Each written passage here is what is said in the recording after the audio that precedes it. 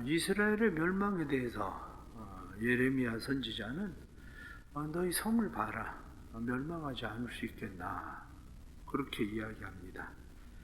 너희가 멸망을 당할 때 당할 일들이 뭐냐, 이렇게 이야기할 때 오늘 본문에 나타난 6절 말씀은 그렇게 되어 있습니다.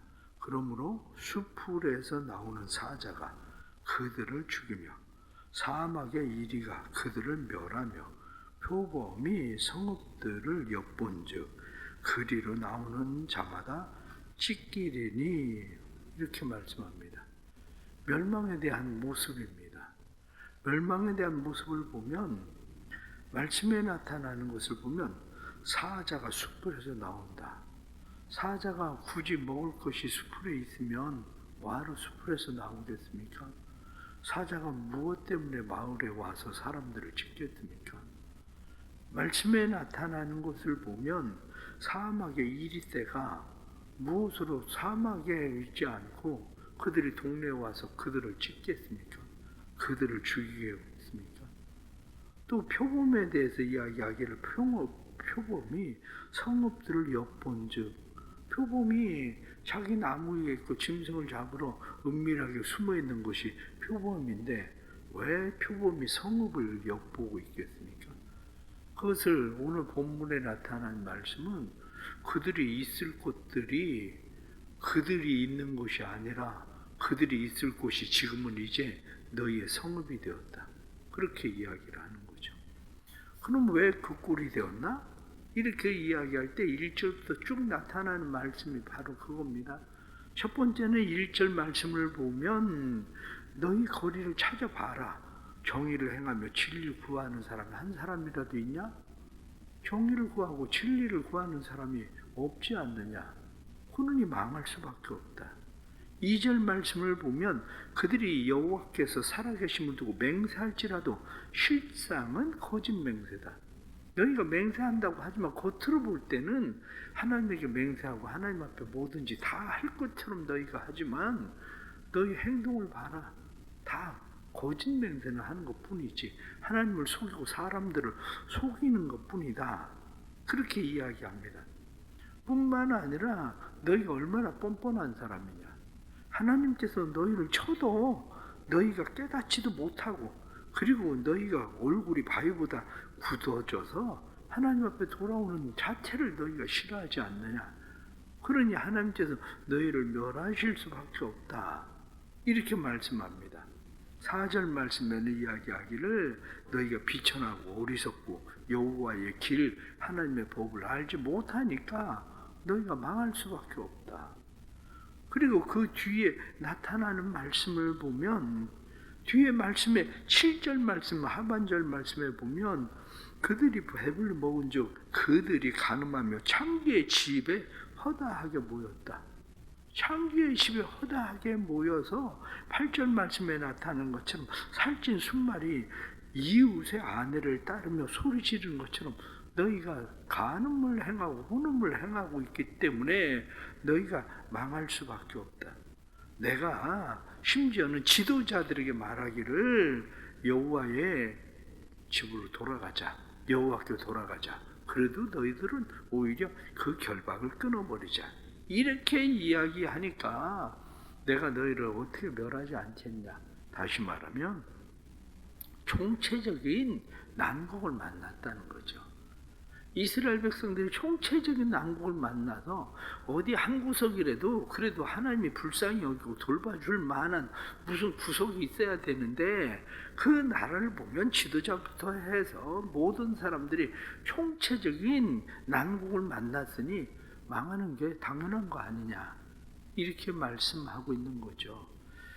오늘 성경에 나타나는 이 말씀을 보면 우리의 삶도 역시 마찬가지입니다. 우리의 삶은 총체적 난국을 만났습니다.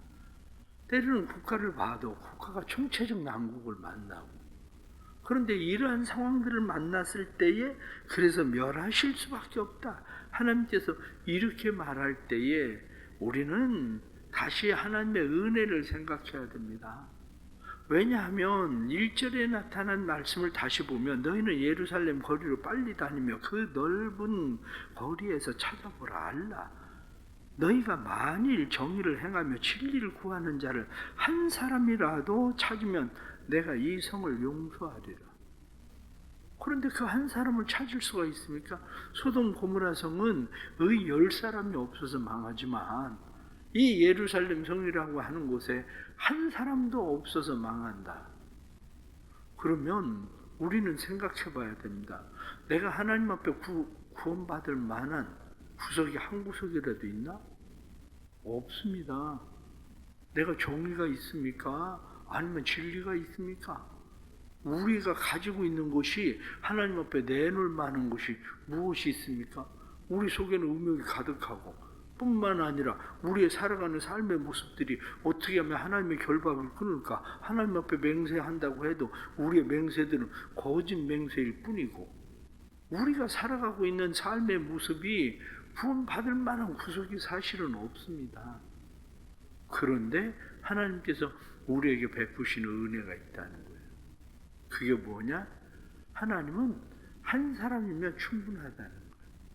그 한 사람은 어떻게 시작하셨습니까? 하나님이 한 사람 시작하신 것은 아브라함. 한 사람을 하나님께서 부르셔서 아브라함을 통해서 이스라엘을 시작하신 것처럼 그뿐만 아니라 이스라엘 백성들이 시내 산에서 금송아지를 섬기면서 그들이 범죄했을 때 하나님께서 내가 이 백성들을 다 쓸어버리겠다. 그러면서 내가 너 한 사람으로 다시 시작하겠다. 이렇게 말씀하신 것처럼 하나님은 한 사람으로 충분히 무엇을 하실 수 있는 분입니다. 그런데 그 하나님께서 우리를 위해서 행하신 그 한 사람이 누구냐? 그게 바로 그 아들 예수 그리스도인 거죠. 예수 그리스도 그 한 분, 그분으로 인해서 우리의 의나 우리의 행위를 가지고는 우리가 도저히 구원받을 수 없는 사람들인데 하나님께서는 예수 그리스도를 통해서 우리를 구원하시는 놀라운 은혜를 베풀어 주셨다는 거죠. 그러기에 우리의 마음 가운데 내가 어떻게 하면 더 착하게, 더 의롭게, 더 깨끗하게 살아서 하나님 앞에 구원받을 수 있을까? 당연히 우리가 그렇게 살려고 하는 건 당연한 일이지만 성경이 우리에게 말씀하고 있는 건 우리가 그렇게 해가지고 구원받을 수 있는 건 아니라는 거예요. 우리가 그것을 통해서 구원을 받을 수 있는 게 아니라 진짜 우리가 구원을 받을 수 있는 것은 오직 예수 그리스도 그분 한 분으로 인해서 우리가 구원을 받는 거죠. 그러면 그 한 분은 어떻습니까? 그 한 분에 대해서 누가복음 15장에 나타난 말씀을 보십시오. 누가복음 15장에 나타난 말씀을 보면 찾는 비유에 대해서 이야기합니다. 양을 찾는 비유. 한 마리 양을 잃어버렸는데 그 양을 찾는 비유. 10 드라크마 중에서 1 드라크마를 잃어버렸는데 그 드라크마를 찾는 비유. 뿐만 아니라 아들이 탕자가 멀리 나갔는데 그 탕자가 돌아오기를 기다리고 있는 아버지의 마음, 그것을 성경이 찾는 이의 마음에 대해서 이야기를 하고 있는 것처럼 하나님은 지금도 찾으시는 분이 있습니다. 지금도 찾으시는 자들이 있는데 그게 누구냐? 그 한 사람, 예수 그리스도에게 속해 있었던 그 한 사람, 예수 그리스도를 붙드는 그 한 사람, 하나님은 그를 찾는 거죠.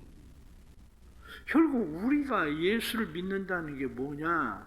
이렇게 이야기하면 우리가 예수를 믿는다는 것은 내 안에 예수 그리스도가 계시기 때문에 내 안에 계시는 예수 그리스도 그분을 찾으시는 그 하나님, 하나님께서 나를 찾으시고 나를 받아들이는 거, 그게 바로 예수를 믿는 겁니다. 우리의 의나 우리의 어떤 행위를 가지고 우리가 구원을 받을 수 있어서 하나님 앞에 나아갈 수 있어서 구원받는 게 결코 아닙니다.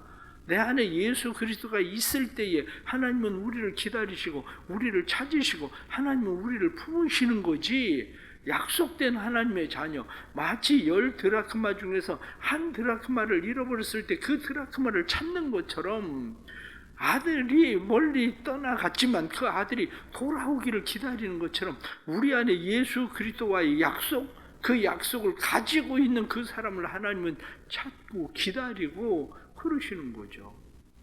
그러니까 결국 우리가 이 세상을 살아가면서 먼저 생각해야 되는 것은 내 의나 내 노력이나 내 열심, 내 깨끗하고 정의롭고 공의, 성경이 나타난 말씀처럼 너희가 정의를 행하고 진리를 구하는 자 이렇게 말씀하지만 우리의 정의나 우리의 공의, 우리가 가지고 있는 진리 그것을 가지고는 우리가 하나님 앞에 나아갈 수가 없습니다.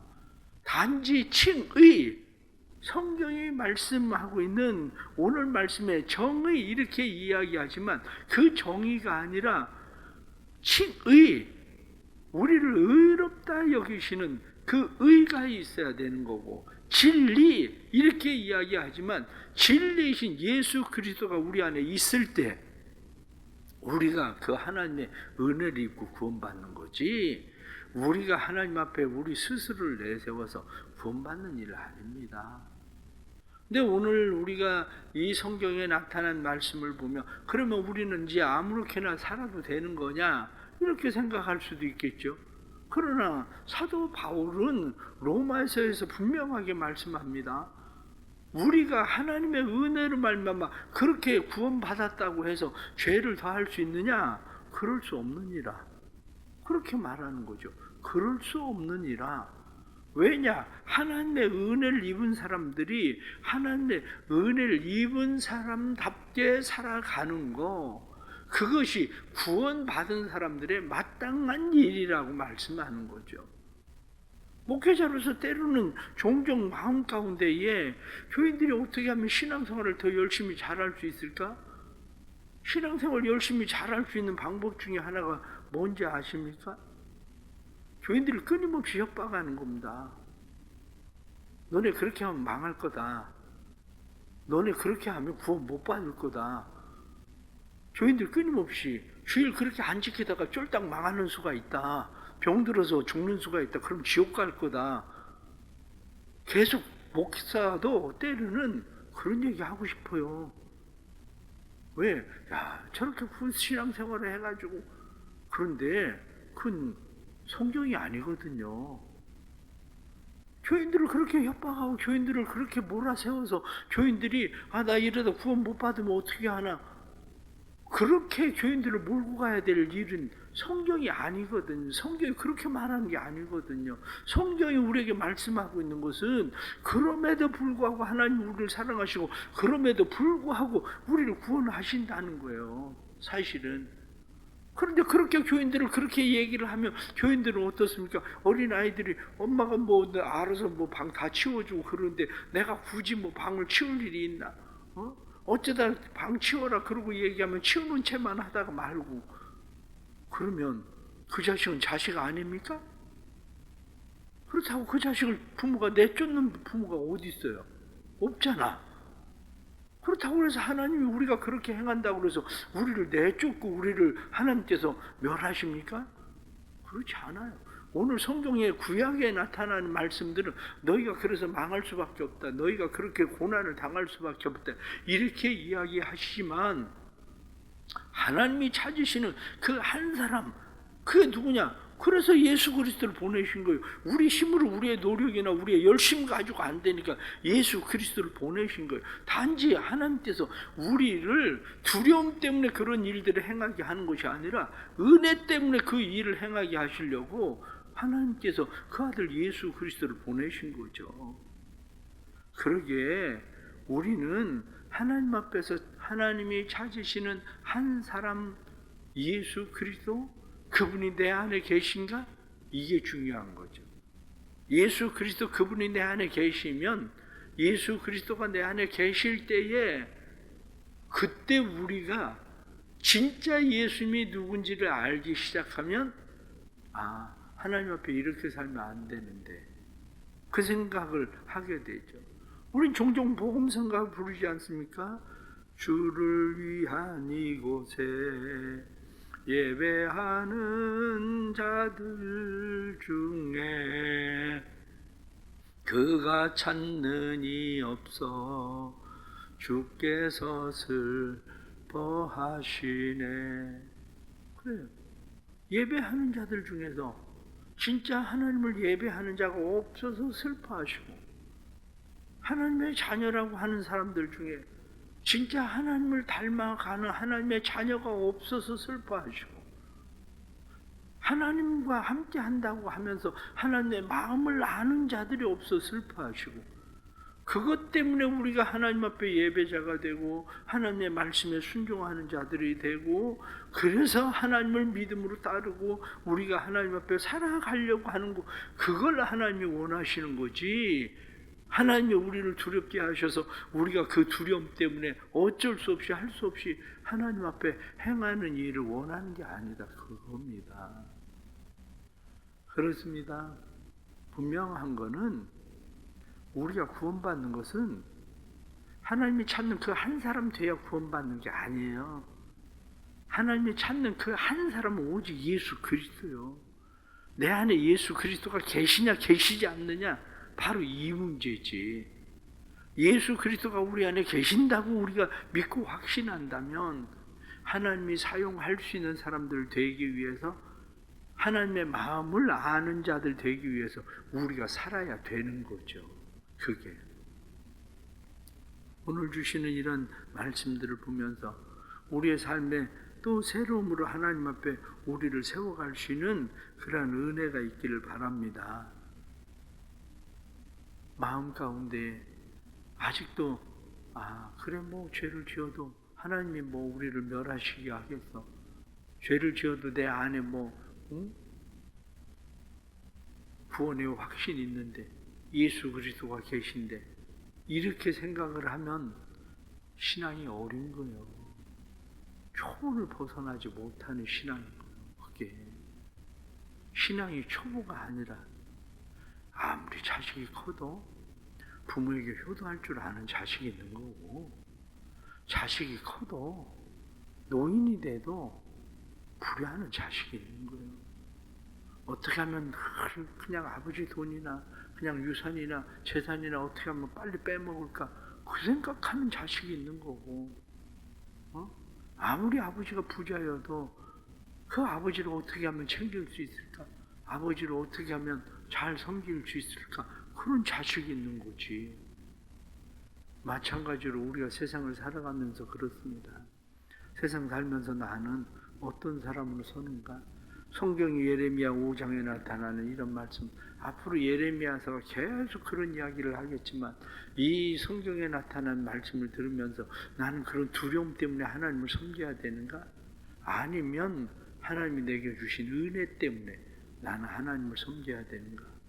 우리 자신을 다시 한번 잘 살피고, 우리가 하나님 앞에서 하나님이 찾으시는 한 사람, 예수 그리스도, 그분을 통해서 우리는 구원받고 하나님의 자녀 되고 의롭다 여김을 받았으니 우리가 하나님의 자녀다움으로 세상을 살아갈 수 있는 그런 삶이 우리 가운데 일어나기를 간절히 바랍니다. 기도하겠습니다. 하나님 아버지, 살아가면서 여러 가지 힘들고 어려운 일들 만날 때 우리는 죄 때문에 이러한 일들을 만나는가 하고 우리는 생각할 때도 많습니다. 때로는 하나님께서 우리에게 잘 해주시기 때문에 버릇없는 자녀처럼 우리는 그렇게 살기도 합니다. 그러나 하나님, 우리를 도와주옵소서.